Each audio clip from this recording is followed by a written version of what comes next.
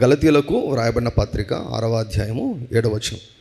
మోసపోకుడి, దేవుడు వెక్కిరింపబడడు. మనుషుడు ఏమి విత్తునో ఆ పంటనే కోయును. ఎలాగనగా తన శరీరేచ్ఛలను బట్టి విత్తువాడు తన శరీరము నుండి క్షయమును పంట కోయును. ఆత్మను బట్టి విత్తువాడు ఆత్మ నుండి నిత్య జీవమును పంట కోయును. మనము మేలు చేయుటెందు విసుకక ఎందుము, మనము అలయక మేలు చేసితిమని తగిన కాలమందు పంట కోతుము. కాబట్టి మనకు సమయం దొరికిన కొలది అందరి ఎడలను, విశేషంగా విశ్వాస గృహమునకు చేరిన వారి ఎడలను మేలు చేయదము. దేవుని యొక్క వాక్యం నేను ఎప్పుడు చెప్తుంటాను కదా, ఒక గైడ్ లాంటిది.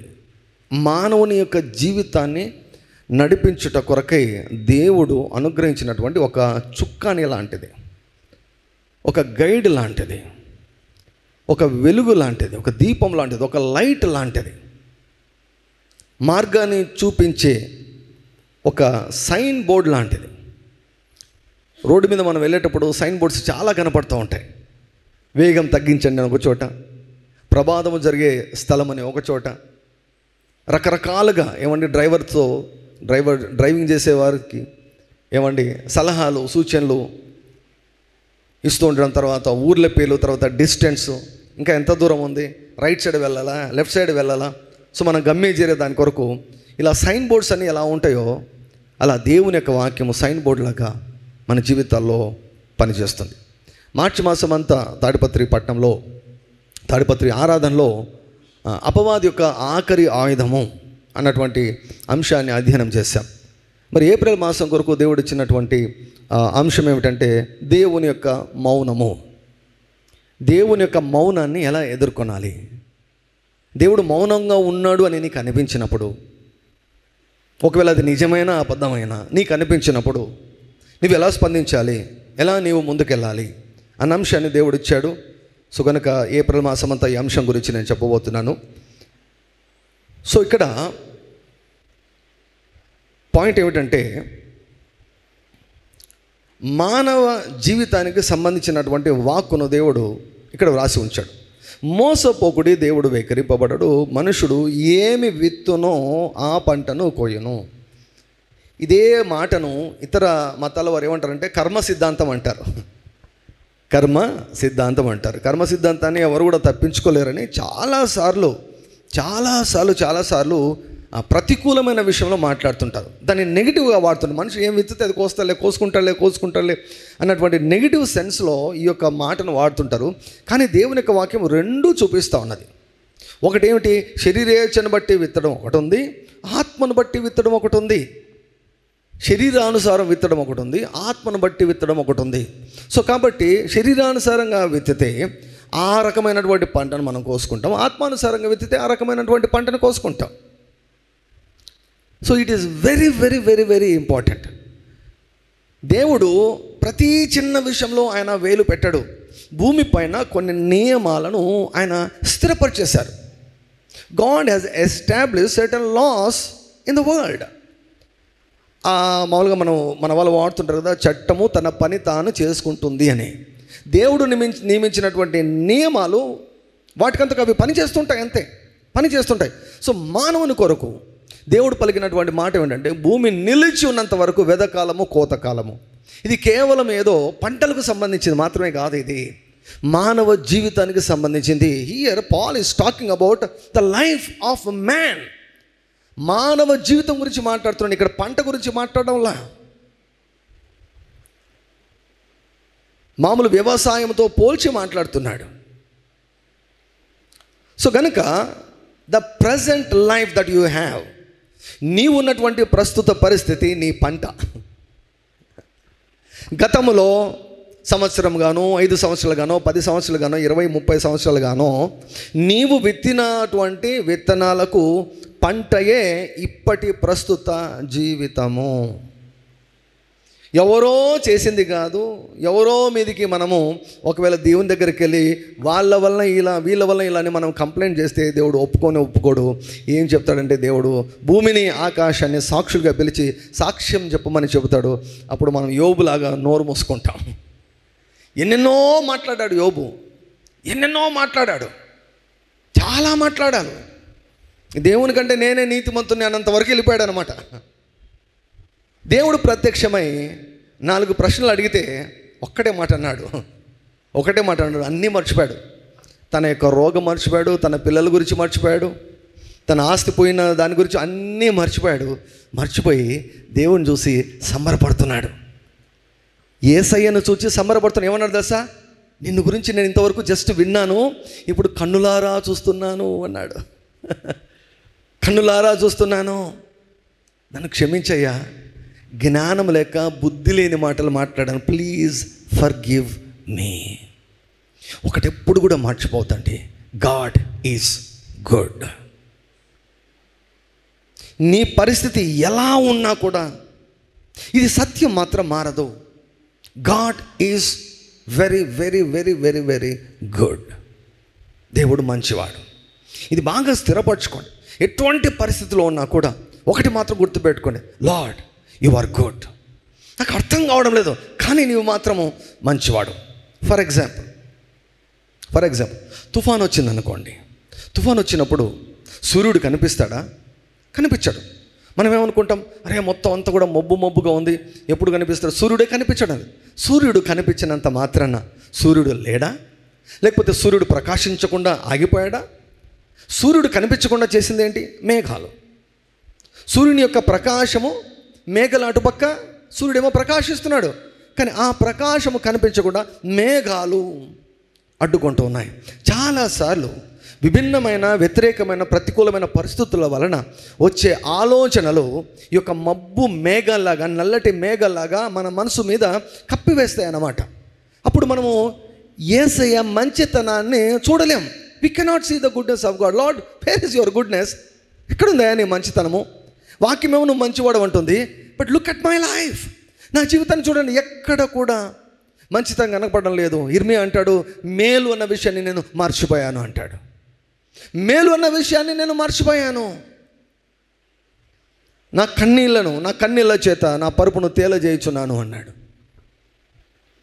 బట్ ఒకటి మాత్రం కరెక్ట్. ఏంటో తెలుసా? ఆయన మంచివాడు. విలాప వాక్యంలో అన్నటువంటి భాగము చదువుతుంటే కన్నీరు వస్తుంది.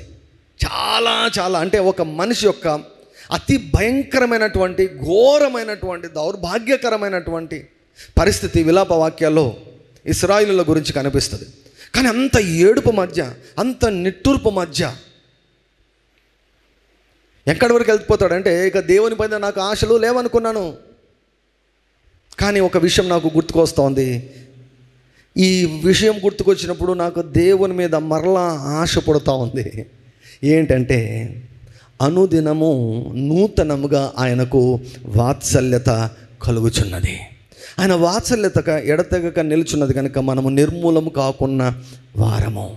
His mercies are new every morning. Glory to God. ఏ ఒక్కరోజు కూడా ఉదయము నువ్వు పడుకునేదాన్ని చూసి నిన్ను చూసి ఆయనకు కోపం పుట్టదు. ఆయనకి ఏం కలుగుతుందంట? మర్సీ కలుగుతుందంట.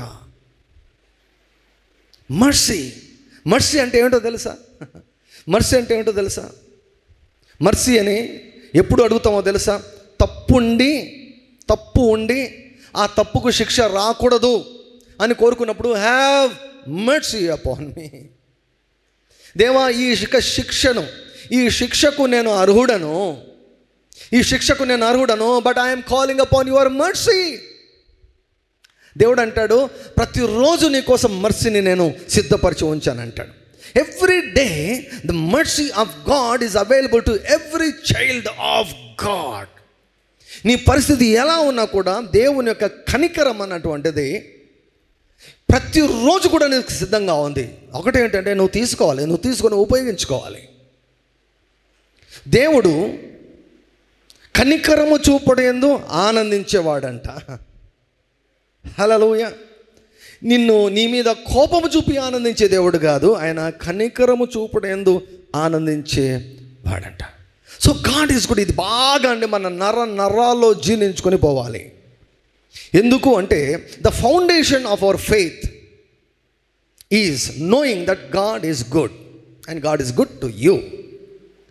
విశ్వాసానికి పునాది ఏమిటంటే దేవుడు మంచివాడు అని ఎరిగి ఉండడము, దేవుడు మంచివాడు అన్నటువంటి సత్యము మన నరాల్లో జీర్ణించుకుని పోవాలి, స్థిరపరచబడి ఉండాలి. అంతే, రక్తంలోకి వెళ్ళిపోవాలి అదంతే. ఇంకంటే ఆ విషయం గురించి ఇంకా సాతాను చేతులు ఎత్తేసాలి. అయిపోయింది, ఇంకా ఈయనను మాత్రం నమ్మించలేము, ఈమెను నమ్మించలేము, దేవుడు మంచివాడు కాదు అని నమ్మించలేము.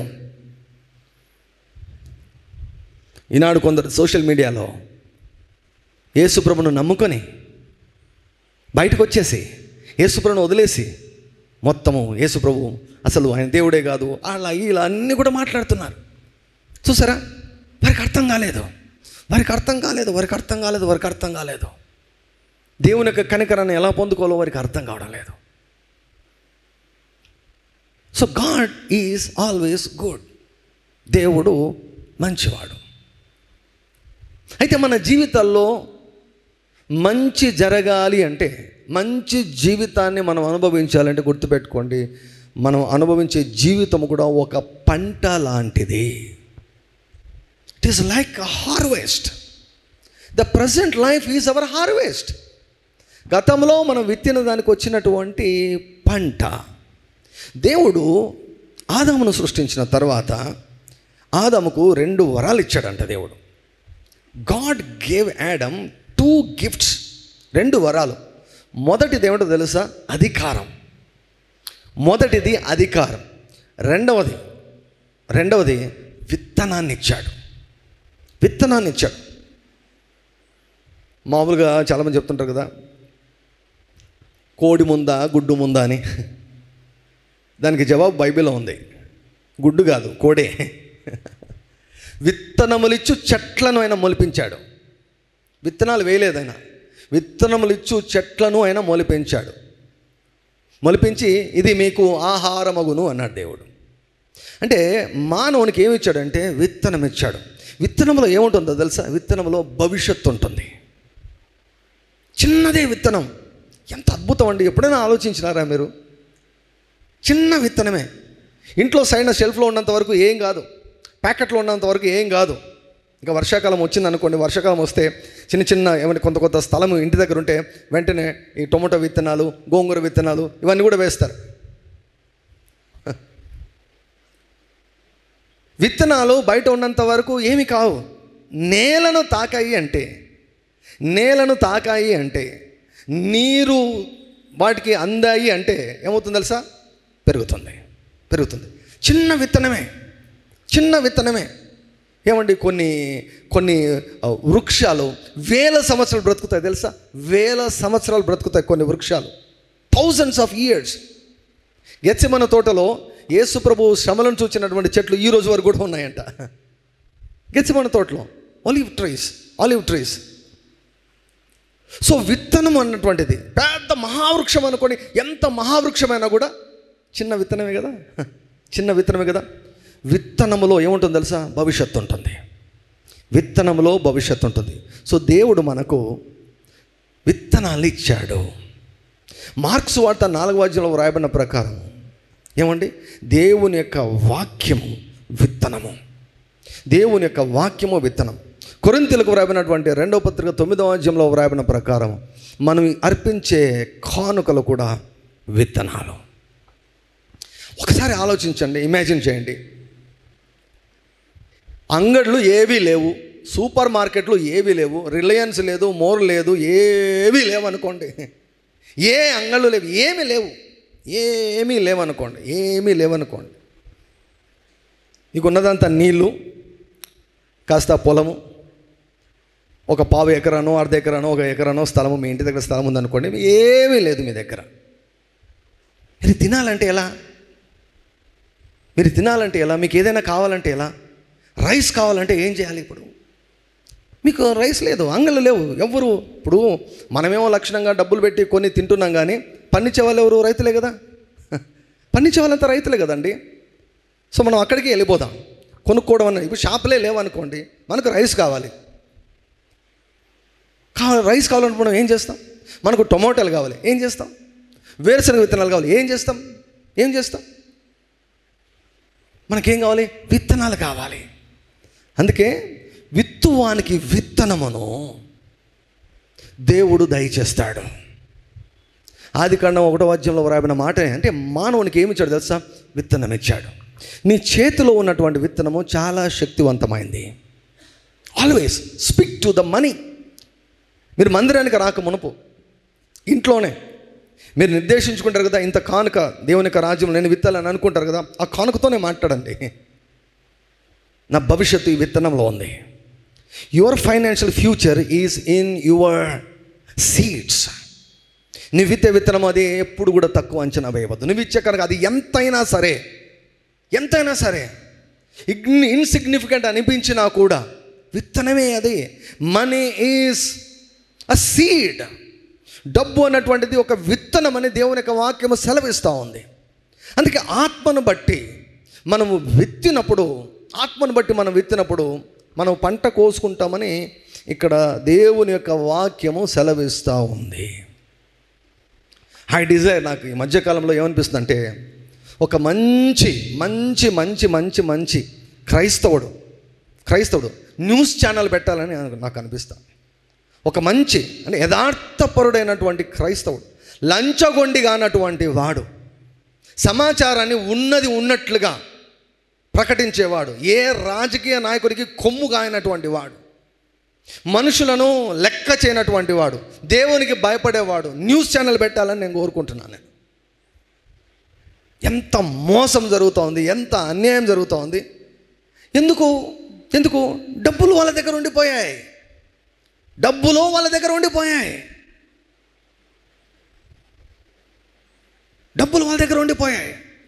ఒక యథార్థవంతుడు ఏమైపోయాడు తెలుసా?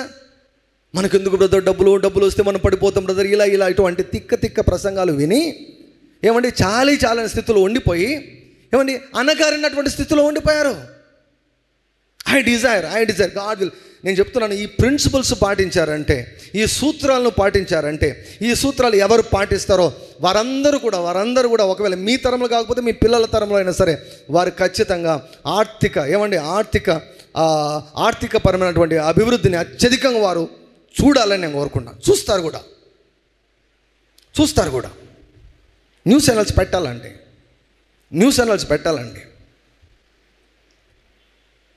నీతిమంతులు ఉండాలండి పాలిటిక్స్లో, క్రైస్తవులు ఉండాలండి పాలిటిక్స్లో. దేశాన్ని ఏలేది వీళ్ళే కదండి. దేశాన్ని ఏలేది ఎవరో తెలుసు? అంత డబ్బులు ఉన్న వాళ్ళే ఏలేది. ధనవంతుడు బీదవాన్ని వెళ్తాడంట. ఈ లోకంలో నువ్వు ఏలాలి అంటే, ఈ లోకంలో నువ్వు జీవించినంత కాలము హుందాగా నువ్వు జీవించాలంటే నీ చేతిలో డబ్బులు ఉండాలి. గుర్తుపెట్టుకో. How is your financial status? నీ ఆర్థిక పరిస్థితి సరిగా లేదా? అది ఒక పంట లాంటిది. మరి ఆర్థిక పరిస్థితి బాగుపరచబడాలి అని నువ్వు కోరుకుంటున్నావా? Then follow this principles. ఏది లేదో అది కావాలన్నప్పుడు దేవుడు ఏమి ఇస్తాడు? దేవుడు నీకు డైరెక్ట్గా పంటనివ్వడు. దేవుడు ఏమి ఇస్తాడు? విత్తనం ఇస్తాడు దేవుడు నీకు. God expects some responsibility from you. నీ నుంచి దేవుడు ఒక బాధ్యతను దేవుడు ఎక్స్పెక్ట్ చేస్తున్నాడు. పంటనివ్వడు. దేవుడు ఏమి ఇస్తాడు? విత్తనం ఇస్తాడు. విత్తువానికి విత్తనం ఇస్తాడు. విత్తనములిచ్చు చెట్లను మొలిపించాడు, మానవునికి ఇచ్చాడు. God has given you seeds. నీ దగ్గర ఉన్నటువంటి ధనము విత్తనాలు. నువ్వు విశ్వాసం నేర్చుకొని, ఈ సూత్రాలు నేర్చుకొని నువ్వు విత్తడం ప్రారంభిస్తే అపవాది చేత నువ్వు మోసగించబడకుంటే, ఎందుకో తెలుసా? పంట వస్తే నువ్వు వాడికి దొరకవు. నీ విత్తనానికి నువ్వు పంటను కోసుకున్నావు అంటే ఇక నువ్వు వాడికి దొరకవు. కాబట్టి వాడు ఏం చేస్తాడు తెలుసా? నీవు పంట కోసుకోకుండా వాడు నీ మైండ్ను మొత్తం పాడు చేసేస్తాడు. He attacks you with confusion. నీ మనసులో గలిబిలి పుట్టించి రకరకాలైన ప్రతికూలమైనటువంటి ఆలోచనలు పుట్టించి ఏం చేస్తాడు తెలుసా? నీవు విత్తకుండా చేస్తాడు. చూసాం కదా, ప్రసంగి గ్రంథాలు చూసాం కదా, గాలిని గుర్తుపట్టువాడు విత్తడు, మేఘములు కనిపెట్టువాడు కోయడంట. సో కాబట్టి ఒక స్ట్రాంగ్ డెసిషన్ తీసుకోవాలి. ఏంటో తెలుసా? దేవా, ఏ గాలి వీచినా, తూర్పు గాలి వీచినా, పడమర గాలి వీచినా, ఉత్తర గాలి వీచినా, దక్షిణ గాలి వీచినా, వడగాలి, ఏ గాలి వీచినా కూడా నేను మాత్రం విత్తడము మానను.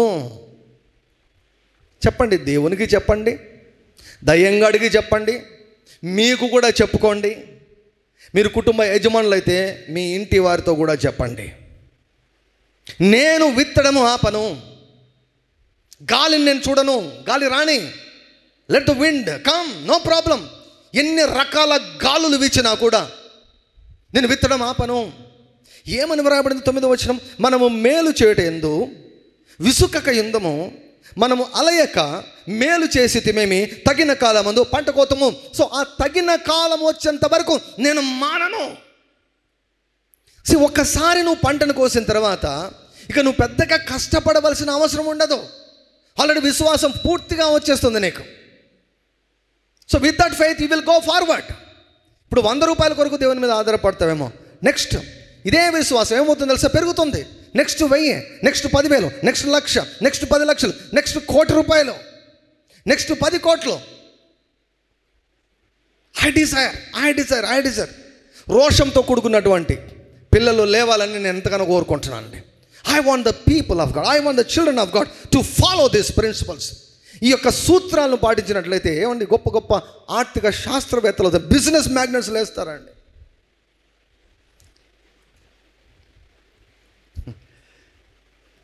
ఎవరు చూసినా ఏది మరి ఇప్పుడు పరిస్థితి ఎలా ఉందో నాకు తెలియదు, కానీ పెద్దగా స్టూడెంట్స్తో నేను పెద్దగా ఈ మధ్యలో మాట్లాడడం లేదు. కానీ ఇంతకు మునుపు అయితే ఏమవుతావు నువ్వు అంటే, అయితే డాక్టర్ లేకపోతే ఇంజనీర్, అయితే డాక్టర్ లేకపోతే ఇంజనీర్, అయితే డాక్టర్ లేకపోతే ఇంజనీర్. 2 ప్రయత్నాలు చేస్తారు, 2 కాలేకపోతే అక్కడ వేరే మామూలుగా వెతుక్కుంటూ ఉంటారనమాట. చాలామంది కొంతమంది టీచర్ అయితే చాలు అనుకుంటారు, కొంతమంది చిన్న ఉద్యోగం వస్తే చాలు బ్రదర్, చాలు నాకు ఎక్కువ ఏమవద్దు, ఏ రోజుకి ఆ రోజు దొరికితే నాకు చాలు బ్రదర్. ఇటువంటి విన్నాం ఇంతకు అనుభవం. నేనేం కోరుకుంటానంటే, నా బోధ వినేవారు మీరు కూడా ఏం కోరుకుంటారంటే, మీ పిల్లలు గొప్ప వ్యాపారవేత్తలు కావాలని కోరుకోండి. గొప్ప వ్యాపారవేత్తలకు టీచర్లు కావాలని కోరుకునే వాళ్ళు చాలామంది ఉన్నారు, డాక్టర్లు కావాలని కోరుకునే వాళ్ళు చాలామంది ఉన్నారు. ఇప్పుడు తెలుసా అసలు మీరు డాక్టర్ల శ్రమలు తెలుసా మీకు? ఒక డాక్టరు సెటిల్ కావాలంటే ఏమండి, 5.5 సంవత్సరాలు ఎంబీబీఎస్, 5.5 సంవత్సరాలు ఎంబీబీఎస్ చదవాలి. ఎంబీబీఎస్ ఒక్కడితో ఇప్పుడు ఎంబీబీఎస్ చదివిన వాళ్ళకంటే ఆర్ఎంపీల ప్రాక్టీస్ చాలా బాగుందన్నమాట. వాళ్ళ పని బాగా జరుగుతూ ఉంది. 5.5 సంవత్సరాలు, మళ్ళీ పీజీ అంటే 3 ఏండ్లు. అదేం ఊరికి వస్తుందా? రాదు. ఇప్పుడు నేను ఐ స్పెషలిస్ట్ కదండి. ఈ పీజీ ఎవరైనా చేరాలంటే, డబ్బులు కట్టి చేరాలంటే ఏమండి, కోట్లే. ఇప్పుడు లక్షలు కూడా కాదు, కోట్లే. 5.5 సంవత్సరాలు, మళ్ళీ ఎంట్రన్స్కు సిద్ధపడాలి. ఒకటిసారి ఏం రాదు, ఫుల్ కాంపిటీషన్, హెవీ కాంపిటీషన్. మళ్ళీ 3 ఏండ్లు ఏమండి, అక్కడ 8-9 సంవత్సరాలు అయిపోయాయి, 10 సంవత్సరాలు. ఎప్పుడు పెళ్లి చేసుకోవాలి, ఎప్పుడు సెటిల్ కావాలి, ఎప్పుడు పని ప్రారంభించాలి?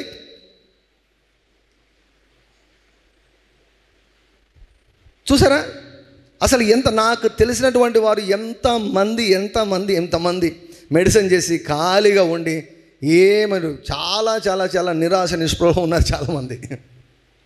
ఒకవేళ ఆల్రెడీ ఎవరైనా ఉంటే నో ప్రాబ్లం, దేవుని మీద ఆధారపడితే ఏ రంగంలో ఉన్నా కూడా మీరు పైకి వెళ్తారు. కానీ నేను ఎందుకు చెప్తున్నానంటే, డాక్టర్ అయితే చాలు, ఇంజనీర్ అయితే చాలు, ఇది వదిలేసేంటి. నా కుమారుడు కోటీశ్వరుడు కావాలి, నా కుమారుడు ఒక గొప్ప వ్యాపారవేత్త కావాలి అని కోరుకోండి.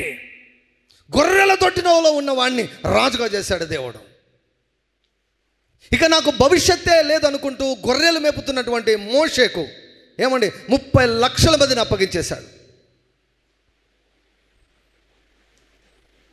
తన భవిష్యత్తును గురించి మర్చిపోయాడు. ఇంకా యోసేపు తన భవిష్యత్తు గురించి మర్చిపోయాడు.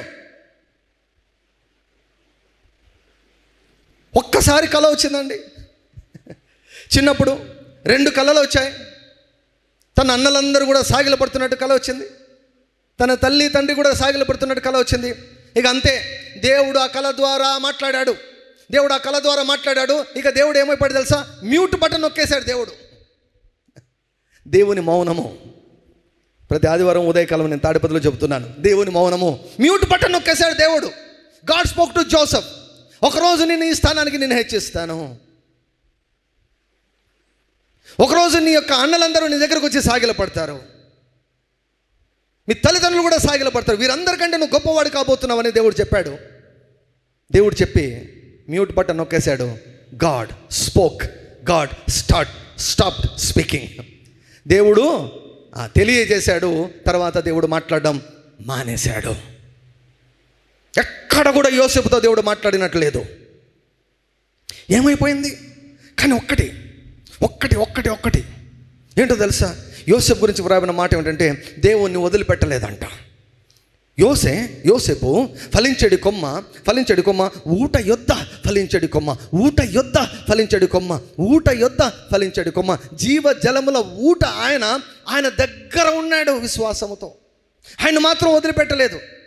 కాకపోతే తను ఉన్నత స్థానంలోకి వెళ్ళిపోతున్నటువంటి ఆ యొక్క ఆశలన్నీ చచ్చిపోయాయి. యోసేపుకు చచ్చిపోయాయి.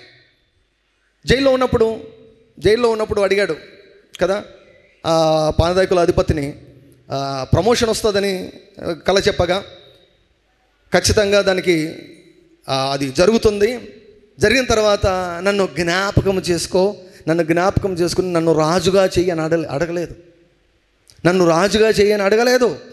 ఇక్కడి నుంచి బయటికి తెప్పించు చాలు, ఈ నుంచి నన్ను బయట పడేస్తే చాలు, నా బతుకు నేను బతుకుంటాను, బయట పడేస్తే చాలు, రాజుగా చెయ్యి అనలేదు.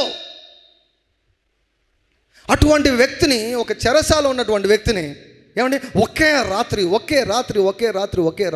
రాత్రి దేశమంతటి పైన నిలబెట్టాడు. దేశమంతటిని కూడా. ఫరో అన్నాడు, సింహాసనం విషయంలో తప్ప నేను అసలు జోక్యమే చేసుకును, నువ్వు ఏలుకో అన్నాడు. I want the children of God to rise.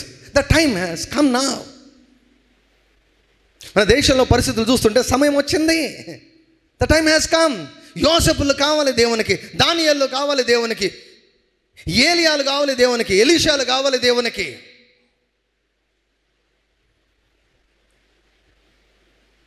You need money.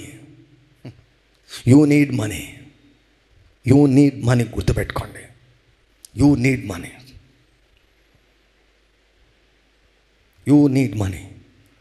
దేవుడు చెప్తున్నాడు, God always gives us seeds. విత్తనాలు ఇస్తాడు. వివాహం కాలేదా మీకు? ప్రార్థన చేసుకుని, ప్రభువా నాకు సంతానమే, నాకు మంచి సంతానమే, నా కుమారునివో, నా కుమార్తెలనివో, నేను నీకు ఇస్తా. ఎంటర్ప్రెన్యూర్స్గా చేయండి, బిజినెస్ మ్యాగ్నెట్స్గా చేయండి, వ్యాపారవేత్తలుగా చేయండి, గొప్ప రాజకీయ నాయకులుగా చేయండి, ఏలేవారిగా చేయండి. మేమే ఒక న్యూస్ ఛానల్ పెట్టాలయ్యా, మేము కొన్ని కోట్లు కావాలి డబ్బులు న్యూస్ ఛానల్ పెట్టాలంటే. మీరు చూస్తున్నారు కదా, ప్రతిరోజు చూస్తుంటారు న్యూస్ ఛానల్ వాళ్ళంతా అక్కడ ఫుల్ రాజకీయాలు సైడ్ అయిపోయారు. ఒక పార్టీకి సంబంధించినవి కొన్ని న్యూస్ ఛానల్, ఇంకో పార్టీకి కొన్ని న్యూస్ ఛానల్. అసహ్యం వేస్తుంది చూస్తుంటే, అసహ్యం వేస్తూ ఉంటుంది. అంటే చూసేవాళ్ళు ఇప్పుడు వెర్రిబాగుల వల్ల అంత మోసము, దుర్మార్గము, దౌర్జన్యము, అబద్ధాలు, కల్పితాలు చాలా ఘోరం అండి, చాలా ఘోరం. ఒక్కరు లేడా యథార్థవంతుడైనటువంటి దేవుని యొక్క బిడ్డ న్యూస్ ఛానల్ పెట్టేదానికి? ఒక్కరు కూడా లేడా? నా మాటలు నెరవేర్చబడును గాక. హల్లెలూయా. అందుకే సౌత్ కొరియాలో పాల్ యంగ్ చో గారు ఒకసారి ప్రార్థన చేస్తుంటే దేవుడు చెప్పాడంట, న్యూస్ ఛానల్ పెట్టాలి అన్నాడంట. పాల్ యంగ్ చో గారితో న్యూస్ ఛానల్ పెట్టాలి అన్నాడంట. మొత్తానికి కట్ చేస్తే దేవుడు కృపను అనుగ్రహించాడు, అద్భుతమైనటువంటి న్యూస్ ఛానల్ పెట్టాడు. ఓన్లీ సత్యము మాత్రమే వారు ప్రచారం చేస్తారు. అసత్యాన్ని ప్రచారం చేయడం కానీ, రాజకీయ రాజకీయాలకు కొమ్ములు గాయడం, ఇటువంటిదంతా కూడా సైట్స్ తీసుకోవడం, ఇటువంటిది ఏది కూడా చేయకుండా నీతిగా ప్రజలకు సత్య సమాచారాన్ని అందించే న్యూస్ ఛానల్ను పాల్ యంగ్ చో గారు ప్రారంభించారు. ఆయనకి ఎక్స్పీరియన్స్ ఉందా? ఏమన్నా చదువుకున్నాడా? ఏమన్నా అవసరం లేదు. పరిశుద్ధాత్ముడు సహాయం చేస్తే ఏమైనా చేయవచ్చు. ఓరల్ రాబర్ట్స్ గారు నేనేం చెప్తున్నా, ఎందుకు చెప్తున్నా అంటే ఇవి మీ ఆలోచన విధానాన్ని విశాలపరిచేదానికి చెప్తున్నాను. మా పరిస్థితి ఇంతే, మా పూర్వీకుల పరిస్థితి ఇంతే, కాబట్టి మేము ఇంతే, ఇంతకు మించి మేము పెరగము, ఇంతకు మించి మేము ఎదగలేము, మాకు పెద్ద బ్యాక్గ్రౌండ్ లేదు, మా పూర్వీకులు, మా పితరులు, మా తల్లిదండ్రులు ఏం పెద్ద వాళ్ళేం కాదు, ఏదో అలా బ్రతుకుతున్నాం, మాకు దినం గడిచేదానికే కష్టంగా ఉంది అన్న ప్రతి రకమైన ఆలోచన విధానాన్ని నేను పగలగొడుతున్నాను దేవుని యొక్క మాటల చేత. మీ మనసు విశాలపరచబడేదానికి ఈ మాటలు నేను చెప్తున్నాను. మీకు అసాధ్యమే, దేవునికి సమస్తము సాధ్యం. ఒకసారి చూడండి, చరిత్రను చూడండి, ప్రపంచాన్ని చూడండి. ఓరల్ రాబర్ట్స్ అన్నటువంటి దైవజనుడు, ఆయన పెద్దగా చదువుకోలేదు, పెద్దగా ఎడ్యుకేషన్ లేదు ఆయనకి, చదువుకోలేదు. ఓ రోజు కారులో పోతున్నాడంట. కారులో పోతుంటే దేవుడు మాట్లాడుతున్నా, ఏమన్నాడు తెలుసా? నా కోసం నువ్వు ఒక యూనివర్సిటీని కట్టాలి అన్నాడంట. నా కోసము నీవు ఒక యూనివర్సిటీని కట్టాలి. యూనివర్సిటీ అంటే తెలుసు కదా, కాలేజ్ అంటేనే ఒక కాలేజ్ రన్ చేయడమే ఏమండి తల ప్రాణం తోకలకు వస్తుంది అన్నమాట. యూనివర్సిటీ అంటే ఇక అందులో మొత్తం కాలేజీలు, స్కూళ్ళు, అన్ని కాలేజీలు అంటే ఏంటి? అన్ని కాలేజీలు, ఇంటర్మీడియట్ కాలేజీలు, డిగ్రీ కాలేజీలు, మెడికల్ కాలేజీలు, ఇంజనీరింగ్ కాలేజీలు, ఐఐటి కాలేజీలు, అన్ని రకాల కాలేజెస్ అండి యూనివర్సిటీ అంటే. యూనివర్సిటీ కట్టాలన్నంట. ఈ ఓరల్ రాబర్ట్స్ గారు దేవుని వైపు చూసి, ప్రభువా యూనివర్సిటీ కట్టేదానికి నేను పెద్దగా చదువుకోలేదు, నాకేమీ ప్రాపర్ ఎడ్యుకేషన్ లేదు, అసలు బేసిక్గా నాకు డిగ్రీ సర్టిఫికేట్లే లేవు, నేనేంటి యూనివర్సిటీ ఏంటి, ఎలా నేను కట్టాలి? దేవుడు చెప్పాడంట, నేను నీకు వరం ఇచ్చాను కదా, ప్రార్థనా భాష వరం ఇచ్చాను కదా, నీ చేత కాదు, నీకు తెలుసు, నాకు తెలుసు, లోకానికంతా తెలుసు. ఇప్పుడు నీ జీవితంలో ఈ కార్యం జరిగితే అది ప్యూర్గా నా కార్యం అని లోకానికంతా అర్థమవుతుందని చెప్పి నీకు ప్రార్థనా భాషను ఇచ్చాను కదా, ప్రార్థనా భాషలో నువ్వు మొరపెట్టు, ఏమేమి చేయాలో అన్నీ నీకు బయలుపరుస్తాను అని చెప్పాడంట దేవుడు. అప్పుడు ఆ ప్రార్థనా భాష యొక్క విలువను, ప్రాముఖ్యతను ఓరల్ రాబర్ట్స్ గారు తెలుసుకున్నారు. అంతవరకు దేవుడు అడిగాడంట, భాషలో నువ్వు ఎప్పుడెప్పుడు మాట్లాడతావంటే, సంతోషం ఎక్కువైనప్పుడు మాట్లాడతా, బాధ ఎక్కువైపోయినప్పుడు మాట్లాడతా అన్నాడంట. సంతోషం ఎక్కువైనప్పుడు చర్చిలో మూడు వచ్చినప్పుడు వారికల మనిషి అందరూ మాట్లాడడం, కొన్నిసార్లు బాధ వచ్చినప్పుడు అప్పుడు మాట్లాడడం, తక్కిన సమయం అంతా దాని గురించి పట్టించుకోకుండా ఉండడం. అలా ఉన్నానంటే అలా కాదు, పౌలు అన్నాడు కదా, మీ అందరికంటే నేను ఎక్కువగా భాషలో మాట్లాడతాను, అందుకు దేవునికి స్తోత్రం అన్నాడు కదా, అలా నువ్వు మాట్లాడు, ఏమేమి చేయాలన్నీ చెప్తాను అన్నాడంట. అలా ఓరల్ రాబర్ట్స్ గారు భాషల్లో మాట్లాడుతూ ఉంటే సడన్గా ఒకరోజు ఒకే క్షణంలో, వినండి నా మాటలు జాగ్రత్తగా వినండి, ఒకే క్షణంలో అంటే ఏమేమి చేయాలో అన్నీ అర్థమైపోయాయంట, అన్నీ డౌన్లోడ్ అయిపోయాయంట తన ఆత్మలోనికి. ఓరల్ రాబర్ట్స్ గారు ఆత్మలోనికి డౌన్లోడ్ చేసేసాడంట దేవుడు. స్థలం ఎలా సంపాదించాలి, ఎలా యూనివర్సిటీ కట్టాలి, మొత్తము ఆ క్షణంలో నాకు మొత్తము అర్థమైపోయింది అన్నాడు. హల్లెలూయా. God can do. దేవుని ప్రణాళికలు ఎప్పుడు కూడా చిన్నగా లేవు. మీ తల్లిదండ్రులు ఎందుకు గొప్పవారు కాలేదో తెలుసా? వారి జీవితంలో దేవుని ప్రణాళికను వారు కనుక్కోలేదు. దేవుని యొక్క ప్రణాళికలు ఆటోమేటిక్గా రాలవు. We have a responsibility to find out why you have created me. దేవా, నువ్వు నన్ను ఎందుకు సృష్టించావు, ఎందుకు నన్ను ఈ భూమి మీదకి పంపించావు అని దేవునిని అడగవలసిన బాధ్యత ప్రతి మానవుని పైన దేవుడు ఉంచాడు. అది తెలియకపోవడం వల్ల చాలామంది వెనకొండిపోయారు. నేను చెప్తున్నాను, దేవునితో కలిసి నడిచే వ్యక్తి ఖచ్చితంగా గొప్పవాడై తీరుతాడు. అంతే. నీ బ్యాక్గ్రౌండ్ అవసరంలా, నీ ఫైనాన్షియల్ స్టేట్ అవసరంలా, నీ తల్లిదండ్రుల కండిషన్ అసలు అవసరం లేదు.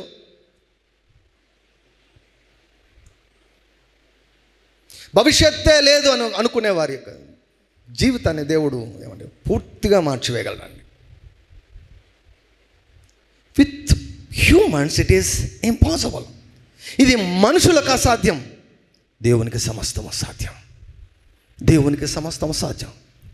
ఎవరైనా కలగన్నారండి? ఎవరైనా గొర్రెలు మేపుకున్నటువంటి దావీదు ఒకరోజు రాజుగా ఏళ్తాడని ఎవరైనా కలగన్నారా? కొన్ని కోట్లు విలువ చేసే కానుకలు దేవుని యొక్క మందిరానికి ఇచ్చే వ్యక్తి అవుతాడని ఎవరైనా కలగన్నారా? దావీదు కూడా అనుకోలేదు. యోసేపు అనుకోలేదు. యోసేపు వదిలేసుకున్నాడు, జైల్లోంచి బయటకు వస్తే చాలనుకున్నాడు. ఒకే రాత్రిలో దేవుడు ఐగుప్తును అంతా చేతిలో పెట్టేశాడు, దేశాన్ని అప్పగించాడండి.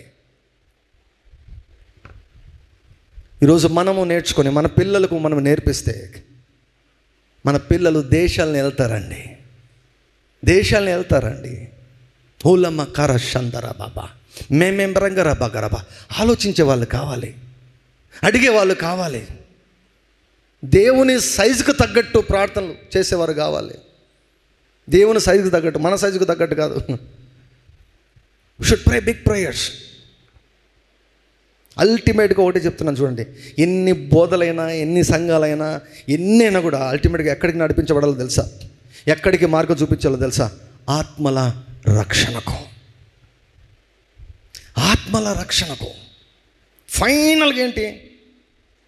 మనుషులు రక్షించబడాలి. మీ బంధువులందరూ రక్షించబడాలి. మీ వీధిలో ఉన్న వారందరూ కూడా రక్షించబడాలి. మీ ఊరు రక్షించబడాలి. దేవుడు నాకు చెప్పిన విషయం, నా నిమిత్తం, నా కోసం నేను ఈ పట్టణాన్ని రక్షిస్తాను అని తాడిపత్రి గురించి దేవుడు చెప్పాడు. ఇదిగో హాయి పట్టణాన్ని నీ చేతికి అప్పగిస్తున్నాను చూడుము అని అనంతపురం గురించి దేవుడు నాకు చెప్పాడు. నా ఫోకస్ అంతా ఒకటే, ఈ 2 పట్టణాలు కూడా వారి మనోనేత్రాలు తెరవబడి యేసుక్రీస్తు ప్రభువును వారు తమ సొంత రక్షణగా అంగీకరించాలని నేను కోరుకుంటున్నాను. అది దేవుని యొక్క ప్లాన్, దేవుని యొక్క ప్రణాళిక. It is the plan of God. గొప్పగా ఉంటాయి, ఎప్పటికైనా గుర్తుపెట్టుకోండి. మీ పిల్లల గురించి మీరు ఆలోచించేటప్పుడు, ఏదైనా స్కూల్లో చేర్పించాలనుకోండి, మీ ఫైనాన్షియల్ కండిషన్ బట్టే మీరు ఆలోచిస్తారు. మీ ఆర్థిక పరిస్థితిని బట్టే మీరు ప్లాన్ చేసుకుంటారు ఏదైనా కూడా.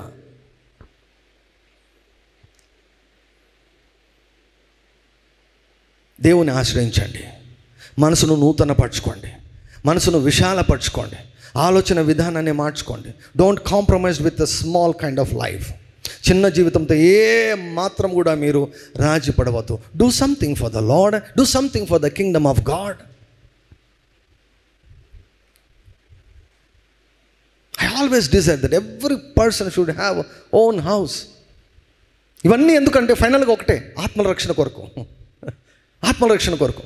గొప్ప ఆర్థికవేత్తలు, మీరు శాస్త్రవేత్తలు కావాలి. ఎందుకు కోరుకున్నారు? ఫైనల్గా అంటే ఆత్మలు రక్షించబడాలి. మీరు రాజకీయ నాయకులు కావాలని నేను కోరుకుంటున్నాను. ఎందుకు? ఫైనల్గా ఏంటి? ఆత్మలు రక్షించబడాలి. గొప్ప గొప్ప బిజినెస్లు మీరు ప్రారంభించాలి. మీరు కోటీశ్వర్లు కావాలి, మీరు మీ పిల్లలు. ఎందుకు? ఆత్మలు రక్షించబడాలి. న్యూస్ ఛానల్స్ ప్రారంభించాలి. ఎందుకు? ఆత్మలు రక్షించబడాలి.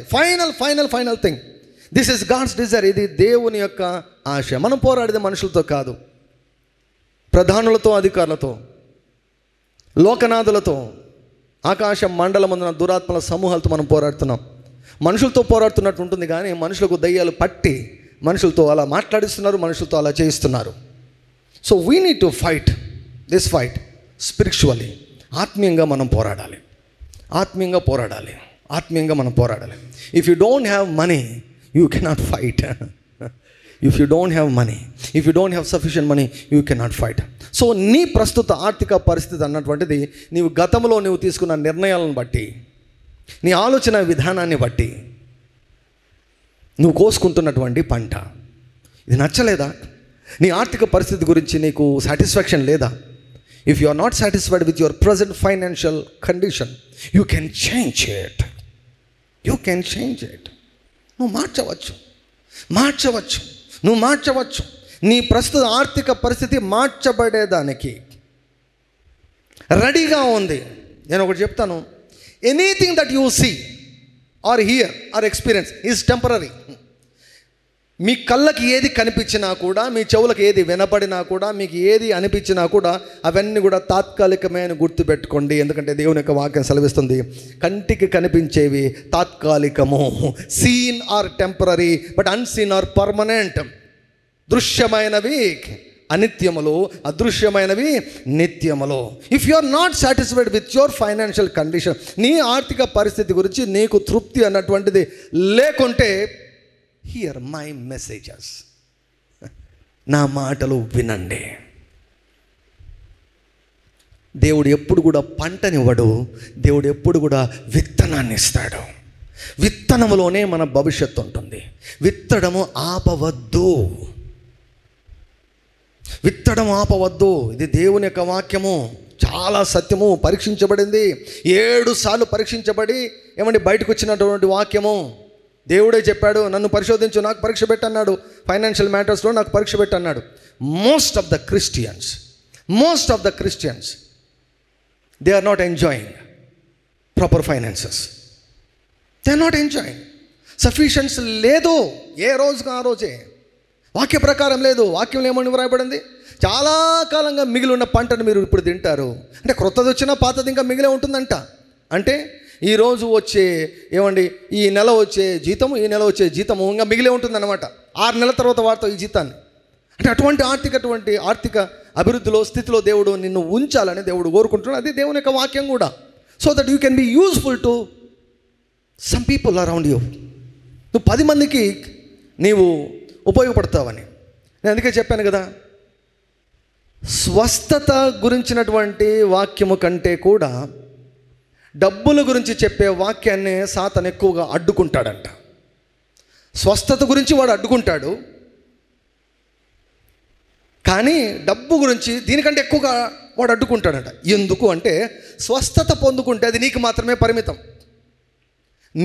పరిమితం. But when you receive financial prosperity, ఆర్థిక పరంగా మీరు ధనాన్ని మీరు పొందుకొని అభివృద్ధిలోనికి మీరు ఆర్థికంగా వచ్చారనుకోండి, మీరు 10 మందికి మీరు ఉపయోగపడతారు. దేవుని యొక్క పద్ధతి ప్రకారం, దేవుని యొక్క వాక్య ప్రకారం మీరు ఆర్థికంగా వర్ధిల్లారనుకోండి, మీ సంఘం కూడా వర్ధిల్లుతుంది.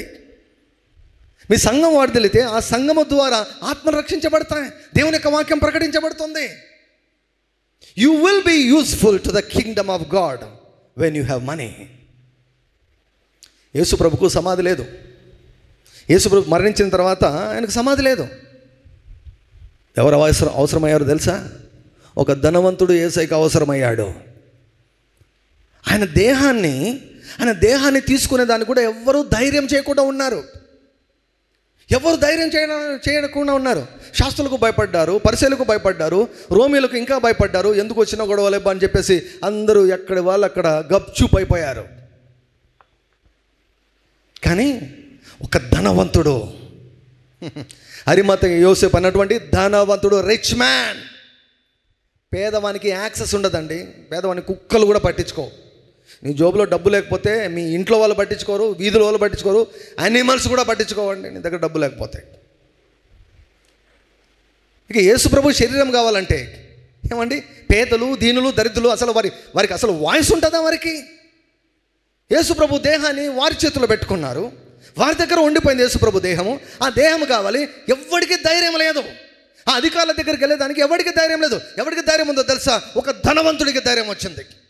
Always rich people will have access to any person. ఒక ధనవంతుడికి ఎవరి దగ్గరికైనా వెళ్ళే యాక్సెస్ ఉంటుంది. డైరెక్టర్ కలెక్టర్ దగ్గరికి వెళ్తాడు, డైరెక్టర్గా ఎస్పీ దగ్గరికి వెళ్తాడు, డైరెక్టర్గా హోమ్ మినిస్టర్ దగ్గరికి వెళ్తాడు, డైరెక్టర్గా పిఎం దగ్గరికైనా వెళ్తాడు. డబ్బులుంటే యేసు ప్రభు శరీరము బయటకు వచ్చేదానికి ఒక ధనవంతుడు అవసరమయ్యాడు యేసయ్యకి. I tell you today that God needs some richest people in this country. మన రాష్ట్రాల్లో, మన దేశంలో యేసయ్యకి ధనవంతులు కావాలి. He needs rich people. పెద్దగా ఆయన ఏం సాధించలేడు, పేదవాళ్ళని పట్టుకొని పెద్దగా సాధించలేడండి. He cannot achieve by having some poor Christians.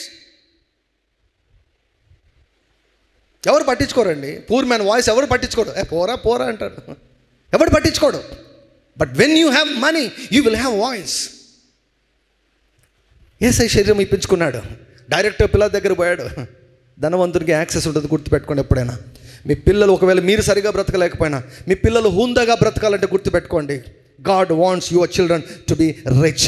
దీనికి వ్యతిరేకమైనటువంటి ప్రతి ఆలోచన, వ్యతిరేకమైనటువంటి ప్రతి బోధ పాతాళం నుంచి పుట్టినటువంటిది. God wants your children to be extremely rich, not rich, extremely rich.